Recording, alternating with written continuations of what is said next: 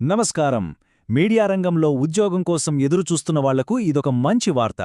ప్రసార్ భారతికి చెందిన మన హైదరాబాద్ దూరదర్శన్ కేంద్రం, ఆంధ్రప్రదేశ్, తెలంగాణ 2 రాష్ట్రాల వాళ్ల కోసం కొన్ని ఉద్యోగాలను ప్రకటించింది. ఆ వివరాలేంటో ఇప్పుడు మనం వివరంగా చూసేద్దాం.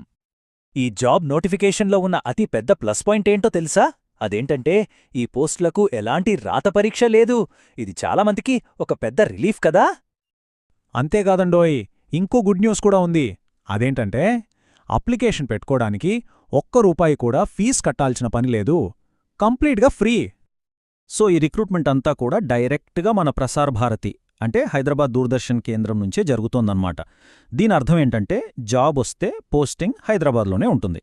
ఇది స్థానికంగా ఉండేవాళ్లకు ఒక మంచి అవకాశం. సరే, మరింతకీ ఏ పోస్టులు ఖాళీగా ఉన్నాయో ఆ వివరాల్లోకి వెళ్ళిపోదామా? మొత్తం మీద చూసుకుంటే 7 రకాల పోస్టులు ఉన్నాయి. సో ఎవరి స్కిల్ సెట్కు తగ్గ పోస్ట్